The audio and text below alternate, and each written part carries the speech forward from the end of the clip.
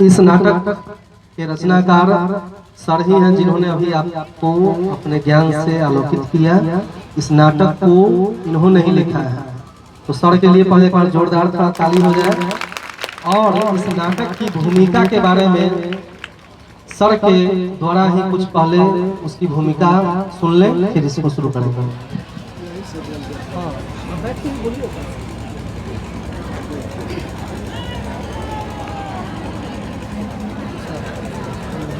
प्यारे बच्चों बच्चियों, अभी बच्चों का जो कार्यक्रम आपके सामने हो रहा है, क्यों तो छोटे बच्चे हैं और ये लोग तैयारी का जाड़ा का मौसम, हम लोग यहाँ आएंगे नहीं, ये सब कहाँ कहाँ दौड़ेंगे, क्योंकि यह शिक्षा का केंद्र है, विवेकानंद की जयंती है। अभी आपके सामने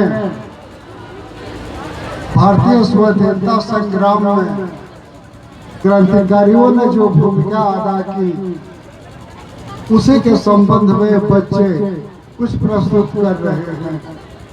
छोटी सी लघु नाटिका है जिसका नाम है कर्तव्य की बेदी। आखिर कर्तव्य की बेदी पर ही तो सभी शहीद हो गए। आपके सामने जो कार्यक्रम पेश हो रहा है, मुझे महसूस हुआ कि दर्शकों को कुछ पता न चलेगा कि अभी बच्चों का प्रोग्राम हो रहा था, एकाएक क्या शुरू हो गया। चंद्रशेखर आजाद, राजगुरु सुखदेव, जसपाल, कुछ क्रांतिकारी आपस में विचार विमर्श कर रहे हैं कि पार्टी का खर्च चलाने के लिए पैसा कहां से आए। इतिहास कहता है चंद्रशेखर आजाद किसी के कहने पर कानपुर में एक कपड़े के व्यवसायी के यहाँ पैसा लेने गए। पैसा तो दिया नहीं, उल्टे में चिल्लाने के लिए मुंह खोला तो एक थप्पड़ मार दिए उसके गाल पर, चिल्लाओ मत, तो एक थप्पड़ में वो मर गया। तब से ये कहीं लूटपाट के लिए नहीं जाते थे। तो इन लोगों ने निर्णय किया कि काकोरी जंगल में डाक गाड़ी को रोककर सरकारी खजाना लूट लिया जाए। उसी क्रम में डकैती हुई जिसमें पंडित राम प्रसाद बिस्मिल, ठाकुर रोशन सिंह, अशफाकुल्ला खां और राजेंद्र लाहिड़ी की फांसी हो गई। इसके पश्चात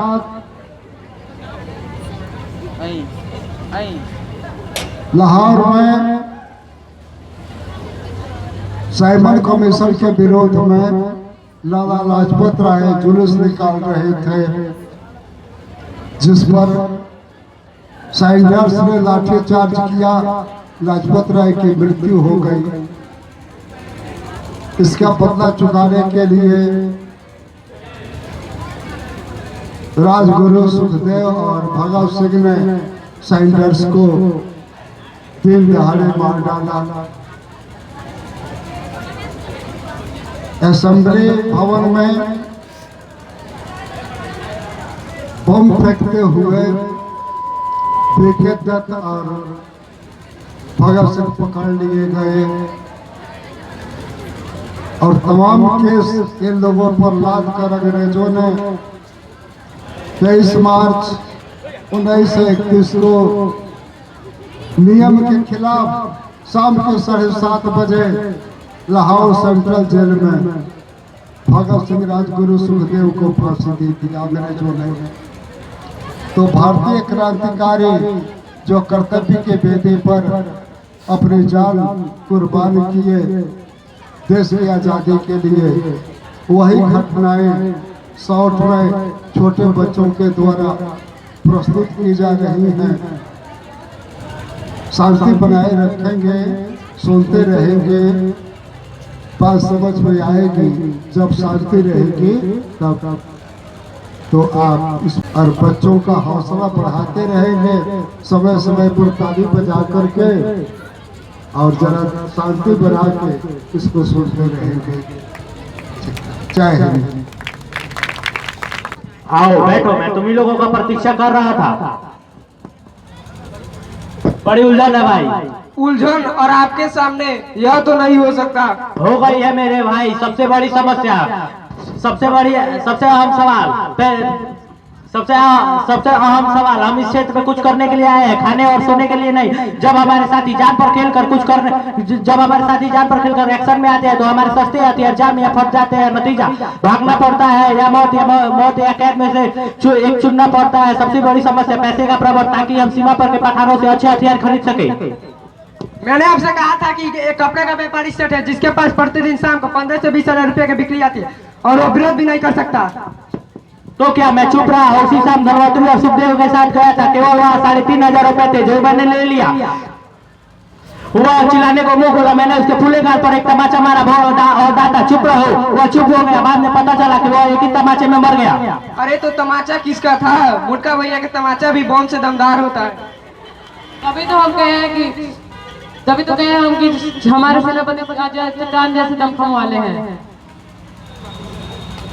इससे आत्मा को कष्ट होता है मेरे भाई। जब पैसे लेने हैं तो मारपीट या हत्या हो ही सकती है। सन्यासी बनने से तो मनी एक्शन सफल नहीं होगा। अभी तक हमारा फिलासफर आंख बंद किए चुप बैठा है, पता नहीं सोच रहा है या सो रहा है।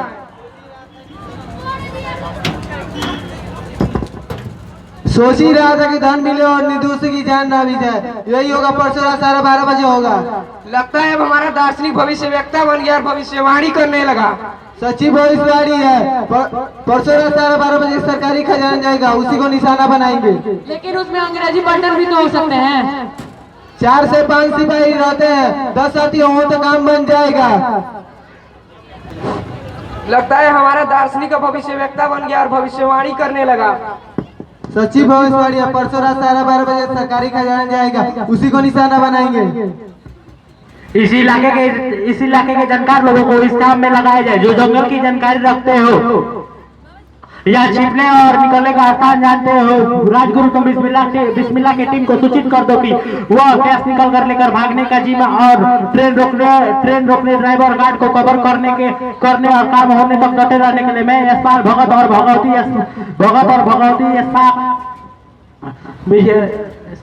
रोशन राजेंद्र भवनाथ रहेंगे। चाहे तो किसी और विश्वासी को ले सकते हैं। परंतु सबका समय और बांधे के इशारे पे होना चाहिए। अब चल दो, अब साथियों को हिदायत दो कि सब अलग अलग जाए। ये 2 दिन बड़े महत्व के हैं। अच्छा साथियों, जय धरती माँ। दृश्य 2। समिति की बैठक। आजाद भगत यशपाल राजगुरु सुखदेव बैठे हैं, तब तक बटुकेश्वर दत्त का प्रवेश।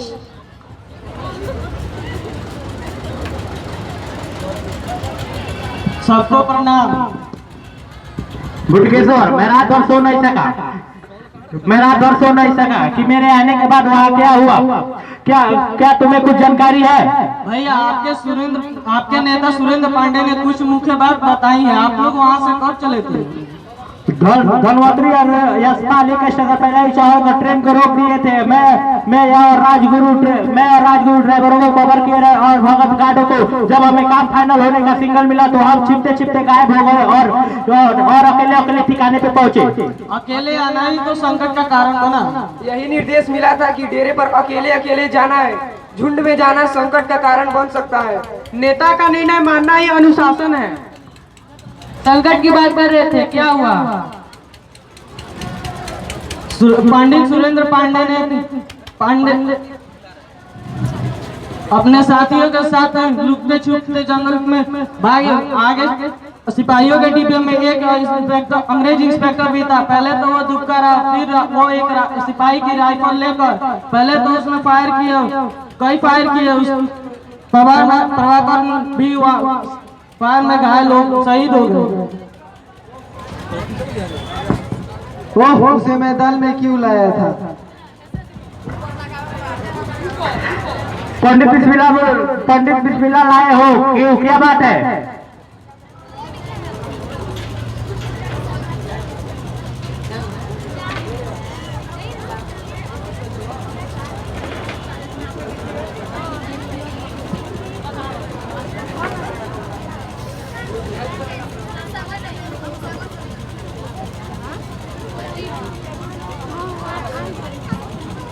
रवाना तिवारी भी गोली से घायल है, परंतु वो कहीं फरार हो गए।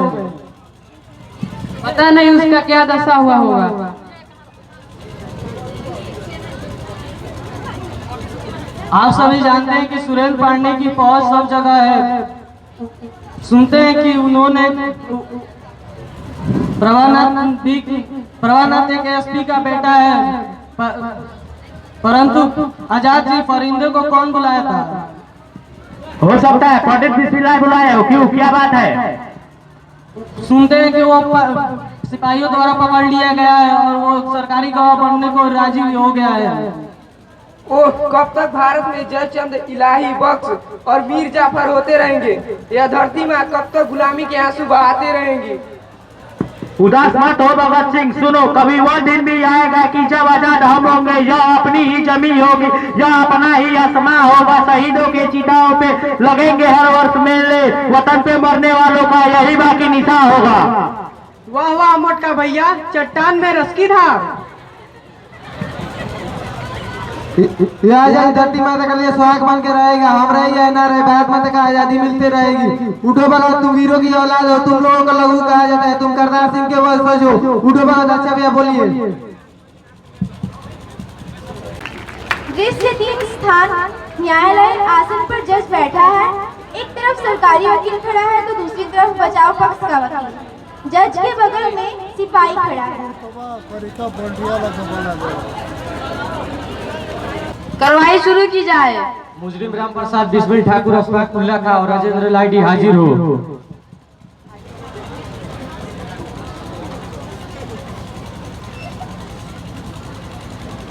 पंडित बिस्मिल, रोशन सिंह, अशफाक खा और भी लाई, तुम चारों के खिलाफ काकोरी जंगल में डाक गाड़ी को रोकने, सरकारी खजाने को बलपूर्वक लूटने और ड्राइवर और गार्ड पर जानलेवा हमला करने, सिपाहियों पर गोली चलाने, निर्देश शोरगुल करने वाले एक निर्दोष की गोली मारकर हत्या करने का अपराध है। तुम अपने सफाई में क्या कहना चाहते हो? बोलो राम प्रसाद बिस्मिल। माननीय महोदय, हमारे ऊपर लगाया गया इल्जाम इतने झूठे है जैसे मैंने कोई ईश्वर न्याय के मंदिर को गुनाह को खिला करे। मैंने ऐसा अपराध न कभी किया, न करने की याद रखता हूँ। तुम तीनों क्या कहना चाहते हो? ये बातें भ्रम में है, हम तीनों इंकार करते हैं। मुझे कुछ पूछने की इजाजत है? हाँ। Thank you sir. हाँ तो मिस्टर बिस्मिल, आपके नाम में हिंदू और मुस्लिम दोनों नाम क्यों हैं? यह तो आपको सोचने पर निर्भर करता है। मतलब यह कि मैं केवल किसान हूँ जिसके लिए राम और बिस्मिल दोनों समान है। अनेबू ऐसी बीच की बातें पूछकर सरकारी वकील अदालत का वक्त बर्बाद करे। सो ऑब्जेक्शन। केवल मुकदमे की ताल्लुक की बातें पूछी जाए। एक जंगल में डाक गाड़ियाँ क्यों रुक गई? उसका उत्तर तो कार और ड्राइवर दे सकते हैं। क्या तुम्हारे साथियों ने चेन पुलिंग नहीं की थी? न मैं वहाँ था, न मेरे कोई साथी था।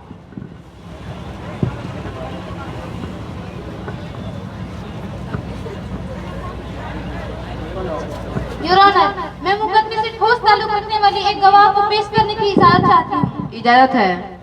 आपका नाम? फैंदरनाथ सान्याल। ऑब्जेक्शन योर ऑनर, मैं इस गवाह पे ऑब्जेक्शन करती हूँ। पुलिस वाले राह चलते लोगों को पकड़कर दड़ा धमका कर गवाह बनाने को बाध्य कर देते। मुझे यह बहकाया हुआ व्यक्ति लगता है।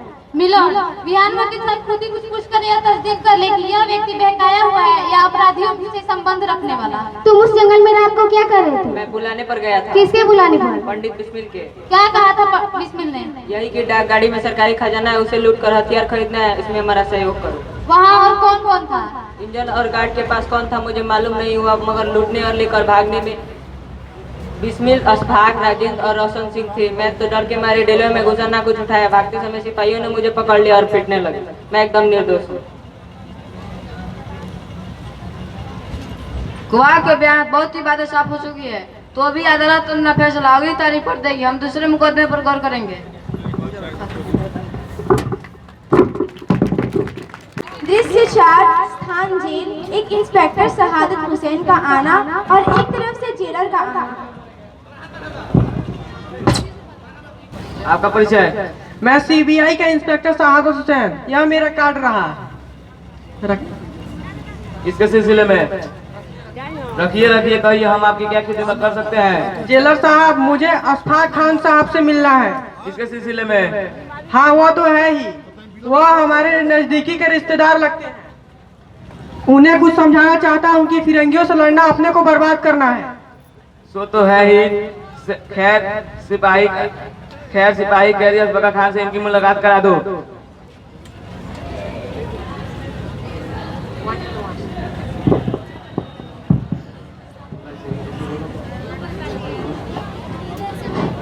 अस्सलाम वालेकुम इंस्पेक्टर शहादत साहब। वालेकुम अस्सलाम खान साहब, कैसे हैं? देख ही रहे हैं, जेल में जैसे कैदी रहता है वैसे ही रह रहा हूँ। या तो आप जानबूझकर मुसीबत उठा रहे हैं। ऐसी घड़ी आ रही है जब जान पर भी खतरा आ जाएगा। वह तो होगा ही। इनकलाब की राह में फूल नहीं मिलते, आग के दरिया पार करना होता है। आग की दरिया में जलने का भी तो डर है। जलना ही है, परंतु दीपक के लौका मतवाला पतंगा जलने की चिंता नहीं करता है। क्या खुदा की खपसी हुई यह जिंदगी उसी तरह बर्बाद करने को मिली है? क्या इसे किसी अच्छे काम में नहीं लगाया जा सकता? हंसकर मुल्क की आजादी के लिए संघर्ष करना क्या अच्छा काम नहीं? इसे मैं बेवकूफी मानता हूँ। चंद सिरफिरे गुमराह युवक गोरी हुकूमत से लोहा नहीं ले सकते। इंस्पेक्टर साहब, आपका और हमारा भाग्य भिन्न नहीं, सिद्धांत भी भिन्न है। अच्छा होगा इस चर्चा को यहीं छोड़ दिया जाए। मैं संबंधी होने के लिहाज से कहता हूँ, इस केस में निश्चित रूप से फांसी होगी, परंतु आप मेरे कहने के अनुसार चले तो आपको सरकारी गवाह बनाकर बाइज्जत बरी करा दूंगा। और मैं साथियों के साथ धोखा करके उन्हें फांसी के चक्कर में पहुंचाई। हाँ, उनसे क्या नाता? वे सभी हिंदू हैं। उन्हें हिंदुस्तान में हिंदू राज चाहिए। उन्हें मरने दीजिए। अफसोस शहादत मियां कि मेरे हाथ बंधे हुए हैं, नहीं तो मैं तुम्हारा गला घोट देता। भाग जाए यहाँ से, पेट के लिए अंग्रेजों के जूते चाटने वाले कुत्ते, भाग जा नीचे कहीं का। जोरदार तालियां। दृश्य 5, जेलर खड़ा है, तब तक एक नारी का प्रवेश। आप कौन? मैं बिस्मिल राम प्रसाद की माँ हूँ। मैं अपने बेटे से मिलना चाहती हूँ। ठीक है, ओ सिपाही, इनकी मुलाकात पंडित बिस्मिल से करा दो।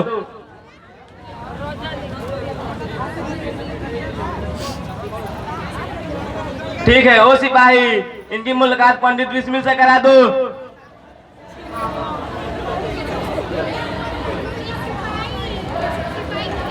ओ सिपाही,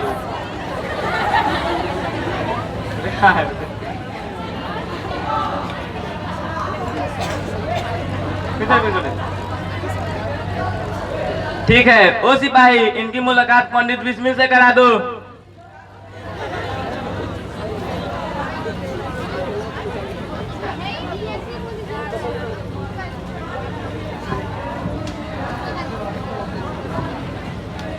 ठीक है, ओ ठीक है, ठीक है, ओ सिपाही, इनकी मुलाकात पंडित बिस्मिल से करा दो। ओ माँ, आप यहाँ पैर छूटा है। अशस्त्री भव, विजयी भव। आप इतनी दुबली क्यों हो गए माँ? पिताजी कैसे हैं? क्या वो भी आपके समान दुबले हुए हैं? हे भगवान, मेरे ही सामने मेरे माँ बाप की दशा। बेटा तुम रो रहे हो, तुम मौत से डर रहे हो। मैंने तुम्हारा नाम राम प्रसाद क्यों रख दिया? माँ, तुम्हारा बेटा मौत से डर नहीं सकता है। मेरे नौसों में तुम्हारा और पूछे पिता का बहादुरी का खून है। बेटा, भारत माँ की सेवा करना माँ बाप की सेवा से बढ़कर है। तुम्हें सेवा का अवसर न मिला तो केवल एक माँ बाप को कष्ट होगा, परंतु उसके कारण करोड़ों माँ बाप कष्ट भोगेंगे। मेरा यही कामना है कि तुम अपने कर्तव्य पर अटिक रहो। तुम्हारी माड़ी ने मेरे अंदर अपूर्ण साहस संसार कर दिया। मुझे अपनी जिंदगी पे गर्व है। अब जरा मेरी भावना, जो मेरी रचना, उसे भी सुन लो। सरफरोशी को तमन्ना जो मेरे दिल में है, सरफरोशी को तमन्ना जो मेरे दिल में है। जोर कितना बाजियों को दिल में, जोर कितना बाजियों को दिल में है, सरफरोशी को तमन्ना। वक्त आने तुम हम कह देंगे आसमां, वक्त आने तुम हम कह देंगे आसमां। अब हम क्या बताए? हमारे दिल में है देखना, जो कितना बाजियों को दिल में है, सरफरोश की तमन्ना। जोरदार तालियां। दृश्य 6, स्थान न्यायालय, काकोरी केस के अपराधी बिस्मिल, राजेंद्र, रोशन सिंह, अशफाक कटघरे में खड़े हैं और दोनों तरफ 2 वकील। मिलोड, गवाहों के बयानात और मौखी वारदात से जब्त सामानों से यह पूरी तरह साबित हो चुका है कि ये लोग पूरी पक्के अपराधी हैं। बेगुनाहों की हत्या करना, अंग्रेजी राज को उलादने की कोशिश और अधिकारियों की जानबूझकर हत्या करना इनका मकसद रहा है। मैं अदालत से दरखास्त करूंगी कि ऐसे अपराधियों को कठोरतम सजा दी जाए ताकि समाज में चैन कायम हो सके। वकील साहब भाई चाहे तो कुछ कह सकते हैं। अनरेबल, बिना किसी सबूत के, बिना किसी चश्मदीद गवाह के, बिना कोई मुकदमा चलाए इन लोगों पर कई संगीन अपराध मट दिए गए, जिसे करना तो दूर इन लोगों ने नाम तक नहीं सुना होगा। मैं इतना ही कहूंगी कि यह इंसाफ का मंदिर है, यहाँ पक्षपात नहीं निष्पक्ष कार्य होना चाहिए। मेरा पूर्ण विश्वास है कि ये जो चारों अदालत में खड़े बिल्कुल बेकसूर है। ये केवल देशभक्ति के गीत गाते हैं, नारे लगाते हैं और आजादी की और भारत की आजादी चाहते हैं और आजादी की इच्छा रखना इंसान का स्वाभाविक गुण है। इसलिए इन्हें कठोरतम तो क्या, हल्का भी दंड देना नैतिकता, मानवता और सत्य का अपमान है। इसलिए इन्हें माफ करने की प्रार्थना करती हूँ। बस मुझे और कुछ नहीं कहना। वकीली भावनाओं में बहकर यह अनगिनत बातों को तूल रहे हैं क्योंकि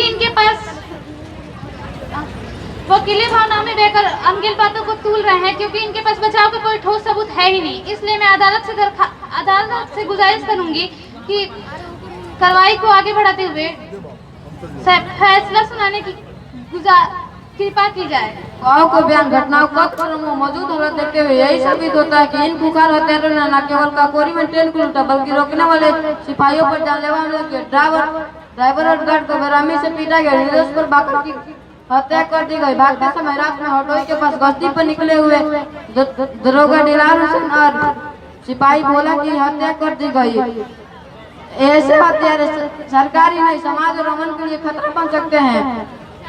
इसलिए ताजरीत हिंद दफा 302 के तहत मुजीब राम प्रसाद बिस्मिल, अशफाकुल्लाह खां और ठाकुर रोशन सिंह और भिलाइडी को सजाए मौत दी जाती है। फांसी का फंदा तब तक लगा रहे जब तक दम न निकल जाए। जोरदार तालियां। दृश्य 7। कमरे में आजाद बेचैनी से टहल रहे हैं। तब तक भगत, राजगुरु, सुखदेव, यशपाल, भगवती का आना। बड़े बेचैन हो भैया। कारण तो तुम जानते ही हो। मैं ही क्या, पूरा हिंदुस्तान जानता है कि कल सुबह 7 बजे फैजाबाद जेल में 4 कानूनी नाटक और 4 निर्दोषों की हत्या कर दी गई। तब से खून खौल रहा है, परंतु हम अभागे हिंदुस्तानी कर ही क्या सकते हैं। भगत, इंसान भागहीन नहीं होता, उसके कर्तव्य भागहीन और भाग्यशाली बनाते हैं। मेरे विचार से रोने से बेहतर है कि कोई एक्शन जिसमें अंग्रेजों की रूह भी कांप उठे। भैया, आपसे यही कहलवाने के लिए यह सरदार अभागा बनने का नाटक किया था। नहीं तो क्या हम नहीं जानते कि यह करतार सिंह का खून है। तब कोई कार्यक्रम बने भगवती भाई। कार्यक्रम बनाने की योजना प्रोफेसर यशपाल को देना अच्छा रहेगा क्योंकि मांगी पकड़ ज्यादा है। ये तो सभी जानते हैं कि फिरंगियों ने भारतीयों को और बंगू बनाने के लिए साउन कमीशन बनाया है, जिसके विरोध में लाहौर में एक प्रदर्शन होने वाली है जिसमें नेतृत्व लाला लाजपत राय होंगे। इसके पहले हमें कोई एक्शन लेना उचित नहीं होगा। लाला जी के कार्यक्रम पर बाधा आ सकती है। उसके बाद हमारा अगला बैठक होगा और रूपरेखा बनेगी। क्यों भैया? ठीक कहते हो। 2-4 दिन शांत रहे और आज भी अपने शहीद साथियों के याद में 2 मिनट का मौन रखो और उसके बाद अपने स्थान पे जाओ।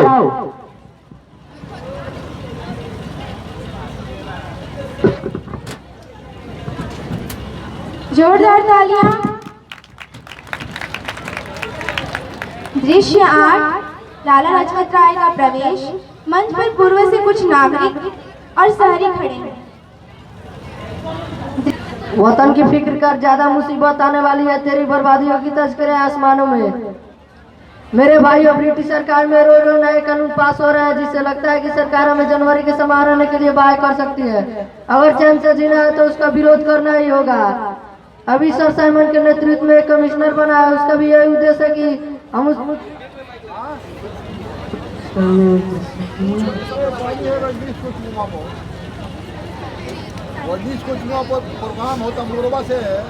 सर साइमन के नेतृत्व में अभी एक कमिश्नर बना है। उसका भी उद्देश्य है कि हम विरोध करें। आज हम एक जुलूस लेकर चलेंगे और डिप्टी कमिश्नर को एक प्रार्थना पत्र सौंप कर वापस आ जाएंगे। चलो सब एक साथ बोलो, भारत माता की। इकबाल जिंदाबाद। ओल्ड मैन, तुम लाजपत राय? यस सर, मैं लाजपत राय हूँ। ओ आई सी, बाट जुलूस लेकर आगे नहीं जा सकता। गवर्नमेंट 144 लागू कर दिया है। हमें ना कोई उपद्रव करना है, ना कोई झगड़ा फसाद। अपना नारा लगाते हुए कमिश्नर साहब से मिलेंगे, अपनी बातें कहेंगे और चुपचाप चले जाएंगे। श्रीमान, इसमें किसी उपलन का संदेह नहीं है, आप हमें जाने दें। नो नो, कानून कानून होता है, तुम नहीं जा सकता। गो बैक, रिटर्न जा तू। श्रीमान, हम शांति चाहते हैं, उपद्रव नहीं। आप हमारे साथ रहे, लेकिन हमें आगे जाने दें। नो नो ओल्ड मैन, ज्यादा जिद करेगा तो मुश्किल होगा, लौट दो। सत्याग्रहियों के बड़े कदम वापस नहीं लौटते। ओ तुम लीडर है, हम देखते हैं। सिपाही जी सर। अपना लाठी हमको दे। लाला, गो बैक। नहीं।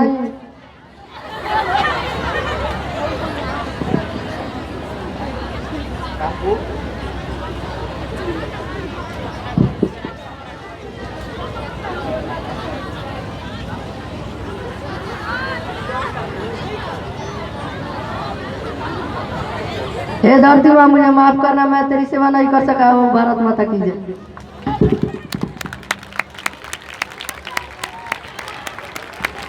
जोरदार तालियां। मंच पर आजाद भगत राजगुरु सुखदेव बैठे हैं। भगत का उठकर टहलना। क्यों, क्या बात है भगत, क्यों बेचैन हो? बेचैनी की ही बात है भैया। एक तरफ 80 साल का बुढ़ा देश के लिए लाठी खाकर जान दे रहा है, वही दूसरी तरफ देश के नौजवान मजे से खा पी कर ऐश की नींद सो रहे हैं। बात तुम्हारी सही है, परंतु उसी तरह हम वक्त प्रेमियों का वक्त दृष्टि है। कोई काम बिना सोचे समझे करना समझदारी नहीं होगी, ठंडे दिमाग से सोचना होगा। तो सोचे मोटे भैया, आपके निर्देश मिलते हैं हम जमीन आसमान एक कर देंगे। सुखदेव जी चिंतन में डूबे हैं, लगता है कुछ सोच रहे हैं। सोच ही रहा था कि बूढ़े लाला ने अपने जान देकर देश का फर्ज पूरा कर दिया और माँ ने उसका बलिदान स्वीकार कर लिया। माँ अब उसका लहू मांगती है जो बूढ़े लाला का मौत का कारण बना है। ठीक, बिल्कुल ठीक। उस गुलाबी गाजर जैसे लाल मुंह वाले राक्षस के लाल खून में हमारी गोलियां नहाना चाहती है। क्या आदेश है भैया? सोच लिया, छुट्टी की समय सड़क पर साइकिल खड़ी कर, सड़क पर अपनी साइकिल खड़ी कर रहा सुखदेव उसे रोकने की बहाय करेगा। तब तक राजगुरु बारी पर ध्यान रखते हुए उस पर निशाना लेगा। भगत बेधड़क गोलियां बरसाएगा ताकि उसकी बचने की आशा ना रहे। सभी काम होने के बाद डीएवी कॉलेज की छत की ओर भागेंगे, जहां मैं छत पे सबकी सहाय के लिए खड़ा रहूंगा। उम्मीद है कि सभी अपने काम समझ गए होंगे, उसे किसी तरह पूर्ण करना है। कोई संदेह का बात नहीं रखेगा। एकदम ठीक। कल मेरा यह कोल्ड खिल कर मन चाहा आग उगलेगा। विदेशी शिकार के लिए मेरा यह देसी ही सही।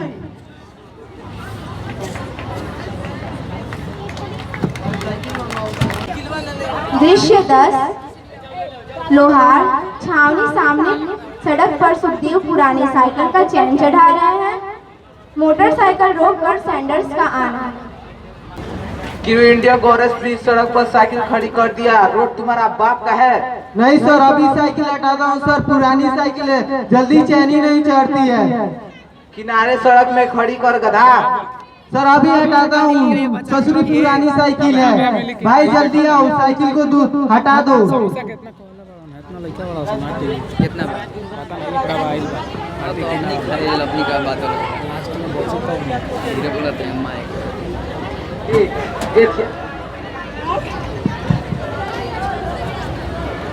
कपड़ा लाया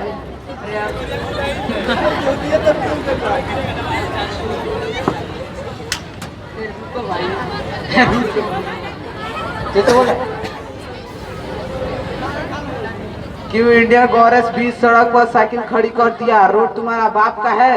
नहीं सर, अभी साइकिल हटा दो, ससुरी पुरानी साइकिल है, जल्दी चैन चढ़ती ही नहीं है। किनारे सड़क में खड़ी कर गधा। अरे भाई जल्दी है, साइकिल हटा दो, सर को देर हो रही है।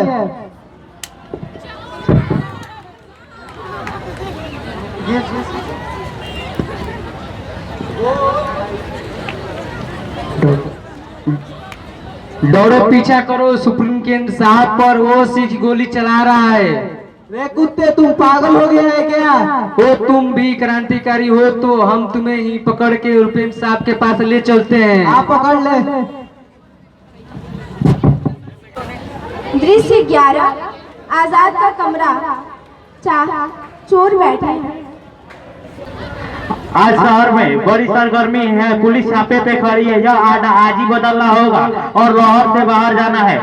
यह भी आप ही के योजना के अनुसार होगा, आप बताइए। मैं आज ही रात को ही, मुझे कोई नहीं पहचानना, मैं आज ही रात को ही लाहौर से बाहर, मैं आज ही रात को ही अपने पुराने रूप स्वामी तीर्थानंद के भेष में लाहौर से बाहर निकल जाऊंगा। लेकिन तुम तीनों कुत्ते फर्म की निगाह में हो, इससे सोचना राजी में। भगत तुम कुर्ते मैदान छोड़ तुम शॉर्ट पैंट साहबी शॉर्ट पैंट पहन लो। साहब बनने के लिए साथ मैम साहब का होना भी जरूरी है। राजगुरु और सुखदेव कुली और नौकर रहेंगे। इसी तरह इसी वेशभूषे में लाहौर से तुम तीनों लाहौर से बाहर निकल जाओगे। अब मैं मैम साहब का प्रबंध कहाँ से करूं? दुर्गा भाभी से जाके पूछ लो, दुर्गा भाभी मैम साहब बन सकती है। पहले उनसे पूछ लो तो सही। जा राजगुरु, उन्हें बुला के ला।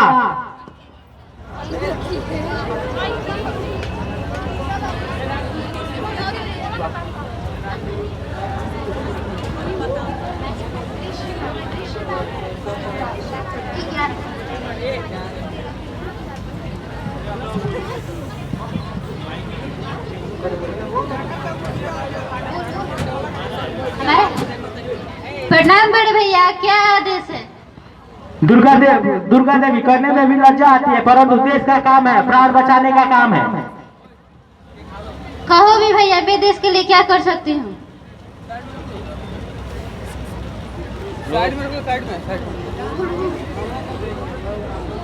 क्या कहो?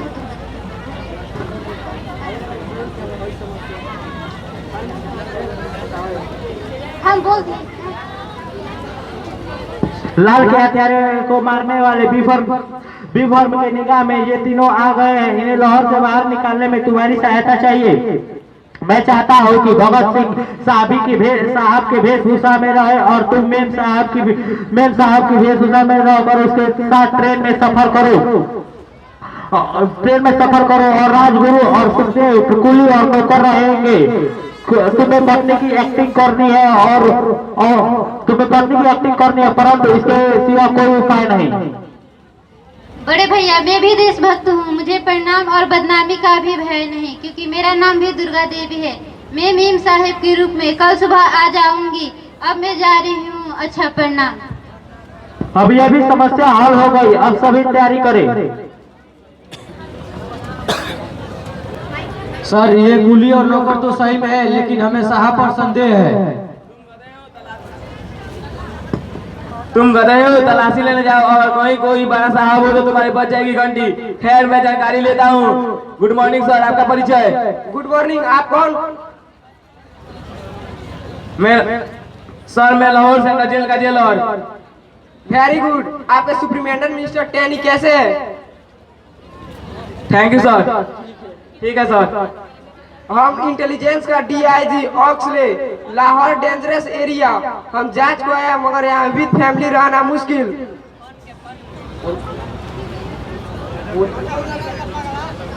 नो थैंक्स सर, मैं तसरुक आलम यूपी का रहने वाला हूँ। आपसे मिलकर बड़ी खुशी हुई।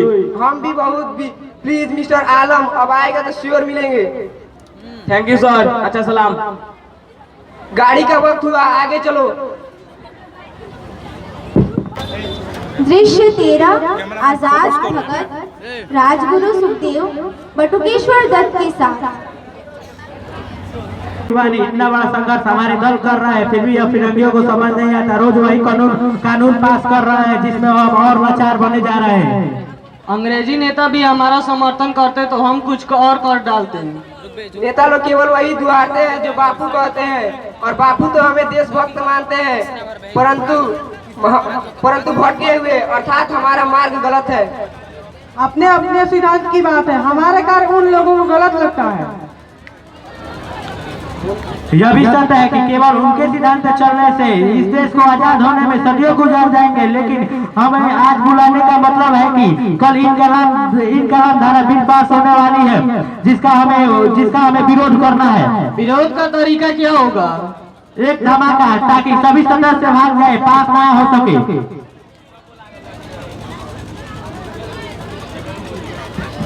धमाका तो परंतु हमें पता चला है कि उसमें 2-3% लोग आने वाले हैं। धमाके में उनका भी राम राम सत्य हो जाएगा। बम नहीं, तेज आवाज वाले पटाखे फेंके जाएंगे। मतलब कि उद्देश्य हत्या नहीं, कार्रवाई रोकनी है, तो इसके लिए शीघ्र चुनाव हो जाए। एक तो मैं रहूंगा। नहीं, तुम लाहौर कांड में अंग्रेज गवाह के निगाह में आ गए हो। तुम्हारे ऊपर भयानक खतरा है, यह खतरा उठाना ठीक नहीं। तो क्या हो गया, मैं जेल से डरता हूँ? नहीं, तुम डरने वाले नहीं हो, परंतु पुलिस के सामने जाना जान से खेलना होगा। मेरे प्यारे में मैं जानता हूँ आप क्या सोच रहे हैं। हमारे प्यार के चलते आप हमें रोक रहे हैं, परंतु जब तक कुछ वीरों की कुर्बानी नहीं होगी तब तक भारतीय नौजवानों के दिल में बलिदान की भावना नहीं होगी। भारतीय नौजवानों के खून में लहर उठाने के लिए कुछ देशभक्त कर्मकर्ताओं को बलिदान देना होगा।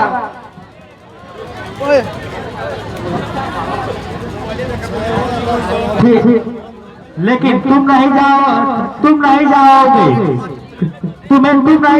मैं किसी कीमत पे तुम्हें खोना नहीं चाहता। प्यारे भैया, पकी हुई ईंटों को ही नींव में जोड़ा जाता है, तभी भवन मजबूत होता है। मोड़ छोड़ो हिंदुस्तान प्रजातांत्रिक संगठन के सेनापति, आजाद एक और का चुनाव कर दो। भैया, आज तक हमें किसी भी एक्शन में जाने का मौका नहीं दिया गया, हमें इस बार जाने दे मेरे महान सरदार। ठीक है, जाओ। मैं धर्म संकट में हूँ, मेरी शुभकामनाएं तुम्हारे साथ है। दृश्य 14 असेंबली हॉल, सदस्य बैठे हैं। इनकलाब जिंदाबाद, इनकलाब जिंदाबाद, इनकलाब जिंदाबाद। क्रांति हमारी अमर है, क्रांति हमारी अमर है, क्रांति हमारी अमर है।